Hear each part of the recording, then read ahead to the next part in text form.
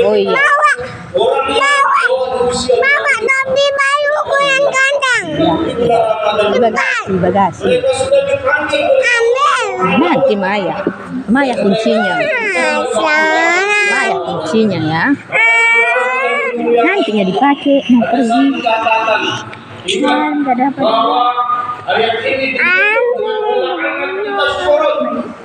Semoga di hari raya ini kalian bersyukur dan tahu beli baju itu adalah bukti bahwa kita bersyukur atas nikmat yang Allah berikan kepada kita.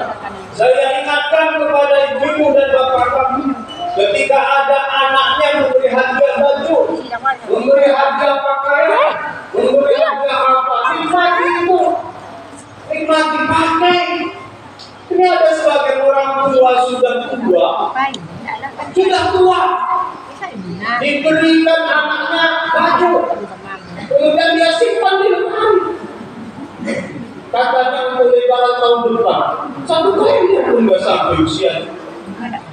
Tolong dipakai. Ketika kau memakai pemberian anakmu atau menantumu ataupun siapapun, itu bukti kau bersyukuri nikmat Allah Subhanahu wa Ta'ala. Jangan disimpan.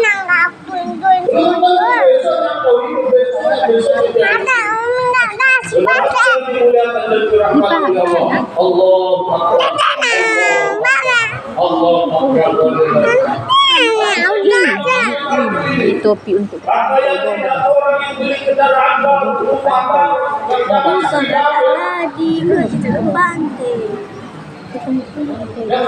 besok maka itu bukti dari kesyukuran kita kepada Allah Subhanahu wa Ta'ala. Ingat, ketika seorang hamba bersyukur, sebenarnya enak jadi waliullah itu. Kalau Anda pengen mendaftar jadi waliullah, enggak. Ajaran ilmu ilmu, jika Allahu syakara, wa idza abada Allah sabar, ini sangat jadi wali. Tidak sulit jadi waliullah. Jika sangat luar biasa orang beriman ini kata Rasulullah, ketika mereka dapat nikmat mereka bersyukur, dinikmati. Baik baru bukan untuk pamer, bukan untuk sombong, bukan untuk sombong, bukan untuk pamer, akan tetapi bukti bahwa kita bersyukur. Allah kasih rezeki kepada kita. Cair BLT, cair PKH, bersyukur. Cair P3K, bersyukur.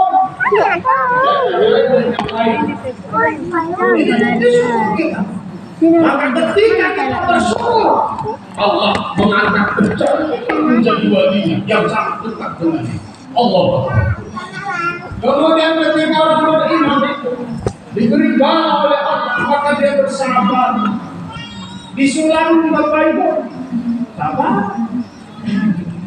Naik kolesterol, gara-gara banyak berbuka puasa, sabar. Jadi waliullah. Naik asam urat, sabar. Enggak mau sana, mau sini. Tiap tahun saya sakit-sakitan di Facebook, di posting. Orang tahu dia takut. Sehingga derajatnya hina di sisi Allah Subhanahu wa Ta'ala. Sabar. Ada menantuku silaturahmi, cukup, alhamdulillah. Ada tidak, sabar, jangan dilupa. Nanti saya kemudian juga pernah silaturahmi. Takut caci maki ya kalau dia datang. Atau ketika dia datang, sungguh-sungguh dia beri tombol. Pertama-tama dia miskin, kenapa yang kaya kau sayangi? Maka dia ada yang minta. Yang lain kau hormati, kau ta'zimi. Maka yang sini kau muliakan, maka yang sana tinggal. Maka sehingga dia tak tahu datang. Saudara yang dimuliakan Allah, ini mau membentuk kesyukuran kita. Satu Syawal adalah membentuk kesyukuran umat Muhammad Sallallahu Alaihi Wasallam. Maka jangan ada yang bersedih. Nanti gara-gara orang gak silaturahmi kita sedih. Seorang murid gak silaturahmi sedih si guru. Guru atau tidak anak kakak, menantu kakak, atau keluarga silaturahmi kan atasan. Ini nanti saya pecah. Pas-pasan dibilang pecah. Kepada Allah Subhanahu wa Ta'ala. Ini momentum kita. Maka saat ini kita perlihatkan rasa syukur kita kepada Allah Subhanahu wa Ta'ala. Bukan masa-masa muka. Bukan masa-masa muka.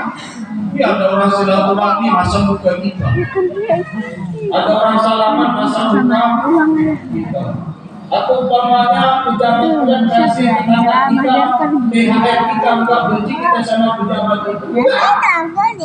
Hari ini momentum syukur kita buktikan kepada Allah Subhanahu wa Ta'ala bahwa kita bersyukur kepada Allah.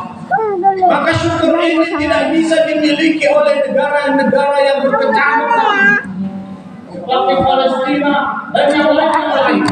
Kenapa mereka bisa begitu? Mereka tidak bisa bersyukur seperti kita. Kita dijaga oleh ulama yang sangat cinta NKRI Indonesia. Ulama-ulamanya sejak zaman dulu kala mereka salah satu pendiri NKRI. Bahkan kalau ada ustaz baru mengatakan bangsa kita ini bangsa takut Bapak Ibu, jangan pernah percaya. Kita orang Aceh, siapa yang pertama melantik presiden pertama sebagai presiden? Yaitu Soekarno. Yaitu Syekh Budawali Al-Khalili. Yang disebut gelarnya Amirul Baladati Bisyawati Kedua. Jadi kita sudah selesai tentang Pancasila. Jangan ada nanti dikatakan negara Indonesia negara takut. Aku hanya tidak sesuai Al-Quran. Dan seterusnya. Kalau ada ustaz seperti ini, jangan pernah percaya dia mau belajar agama. Syekh Budawali sudah mengakui, orang-orang NU sudah mengakui kebangsaan NKRI itu. Maka jangan terpengaruh seperti HPI, FPI dan seterusnya. Orang-orang yang ingin mendirikan khilafah. Saudaraku yang dimuliakan, ini perlu saya perjelas. Jangan pernah percaya pada mereka. Kalau percaya, timbullah seperti bangsa-bangsa yang lain. Seperti yang lain, seperti mereka berlaku Baghdad. Sehingga Saddam Hussein itu digantung. Gara-gara ada ustaz-ustaz ulama yang seperti ini. Bangsa kita bangsa tahu. Dan pada jemaahnya yang bukan. Kita NKRI. Inilah bangsa kita. Sehingga kita aman damai. Orang cemburu dengan Indonesia ini. Suku banyak, agama banyak, bahasa banyak, tetapi toleransinya luar biasa. Kita sudah selesai tentang kubu wajib. Kita sudah selesai dengan bangsa dan negara. Maka kalau ada orang ingin mendirikan khilafah, jangan percaya. Jangan percaya, khilafah itu akan datang sendirinya dengan kubunya Imam Mahdi. Allahu Akbar, Allahu Akbar, Allahu Akbar walillahilhamd. Kemarin sebelumnya kita mengadakan suatu acara yang sangat luar biasa, yaitu pemilihan presiden dan DPR dan DPD. Maka antara kita pas saja singgung menyinggung, sakit-sakitan, sikut-sikutan. Dari momentum satu Syawal ini, hendaklah kita buka semuanya pintu maaf. Jangan dendam politik di bawah-bawah. Jangan dendam ini dibawa-bawa. Buka silaturahmi kita, buka semuanya, maaf kita letak-letak kepada orang yang berbeda pendapat. Karena pendukung sikulan kadang-kadang dia terlalu ekstrim, sehingga pendukung sikulan dia katakan itu bodoh. Ini yang kita pendukung 01, 02 dikatakan bodoh. tolol dan seterusnya. Mereka pintar-pintar, masa kau pintar kalah? Saudara yang dimuliakan dan dirahmati Allah, Allahu Akbar, Allahu Akbar, walillahil hamd. Kemudian aqriyul, hendaklah kita memuliakan tetamu. Ketika tamu kita datang, maka hendaklah kita memuliakan. Ketika kita bertamu, ada juga adabnya Bapak Ibu. Jangan terlalu datang. Ini habis dulu ke orang satu kompleks baru kita pulang. Jangan, kasih lihat lagi yang akan datang. Ambil sekedar datang. Dan mesti kita makan. Nanti karena ada alergi gula, nggak kalian makan. Nilai silaturahmi itu hilang. Padahal silaturahmi kata Allah Subhanahu Wa Taala, bahwa al-iman sifat itu tidak obat bagi segala penyakit. Ini harus kita camkan. Nanti kalau saya makan daging di dalam daging asam urat saya kita perlu ingat saja hadis Nabi Muhammad SAW, silaturahmi adalah obat segala penyakit. Hadis, maka Anda akan sehat. Nggak ada orang yang berpikir ada itu asam uratnya tumbuh, kecuali orang yang salah membumikan tentang silaturahmi. Saya betapa banyak saya silaturahmi. Ketika berpikir ada, nggak ada temu penyakit Bapak Ibu yang bermuliakan Allah. Karena saya punya landasan, yaitu silaturahmi itu syifa untuk kita, obat bagi banyak penyakit. Maka makan saja lah kadang-kadang. Jangan barang penyakit ini, penyakit itu dan segala macam, sehingga semua tersinggung. Apalagi kita di sini tidak ada istilah haji nomoto dan racun dan sebagainya. Kalau ada itu bahaya. Dan saya ingatkan orang-orang yang punya ilmu ini tolong jangan dikembangkan dulu ini ya. Tolong saya Imam Muhammad. Saya Imam Muhammad ini kasihan batu-batukan. Yang kemarin mereka bisa ibadah gara-gara ada kasih, dia nggak bisa dia ibadah. Dulu dia bisa zikir gara-gara ada kasih, dia jinamoto, dia nggak bisa berzikir. Dan seterusnya, kasihan. Dosamu besar, wahai saudara. Dosamu besar. Beri itu kepada penjahat atau orang kafir, jangan orang-orang soleh. Orang soleh di waktu dunia. Ketika orang soleh ini wafat, ketika orang soleh ini meninggal dunia, maka waktu dunia itu hilang. Seperti rumah ketika waktunya tercabut, maka habislah rumah kita. Maka saudara yang dimuliakan Allah, silaturahmi adalah obat bagi segala penyakit. Dan kita yang kena silaturahmi datang tamu, maka kita jamu mereka dengan jamu senyum. Jangan sulit-sulit.